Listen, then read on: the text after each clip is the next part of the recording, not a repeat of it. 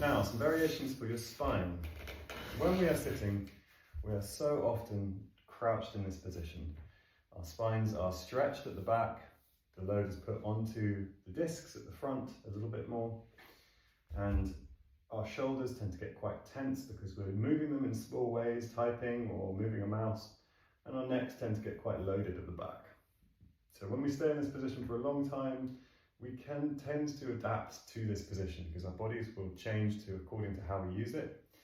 And so we can end up staying in this position. I've seen so many spines that remain fixed here. So it's really important if we're going to be here for a long period of time because we work on a desk, that we start to fidget and move our spines on a regular basis. Fidgeting is one of the best ways we can get blood circulating, maintain mobility, and it's your body's natural way of telling you that sitting down still is not what it wants to do. We do not have muscles and joints to stay still. So some ways in which it's really good to fidget here is actually to go further into this position, particularly taking your neck out of this position here, looking down towards the chest. This can be nice and it can be quite relaxing, so slump. While you're here, take a moment to breathe and relax your whole spine, relax your body. Let the shoulders loosen, just loosen off for a minute, take a moment to pause. And after you've relaxed, you can come back up to sitting straight. And we can even extend this to looking up slightly. And one of the nicest movements to undo this kind of forward bent position is actually beginning to open the shoulders. So we're looking for this kind of position here. When we get this rotation in the shoulder, we start to stretch the pec muscle. And these are the muscles that often shorten so much when we're here. So we're looking to open those pec muscles and then reaching our spines back. So we want to then arch the lower back and look at arching the spine in the opposite direction, slightly looking up, and we want to feel an opening in the chest here. Opening in the chest, maybe a little bit of engagement in the muscles in the back, no pain and no real compression at the back of our spines either. We're looking for a stretching and opening across the chest and across the front body here. And that's aided by an in-breath. An in-breath naturally raises our ribs, and we can use that natural opening of the front of the ribs to move into this open position in the extension.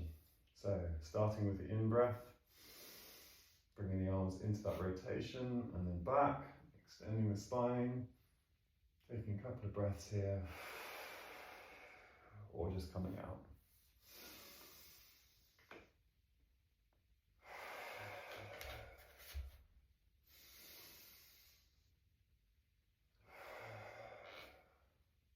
Now, this is working our opposite to this, allowing us to relax and allowing us to extend, but our spine can do so much more than that.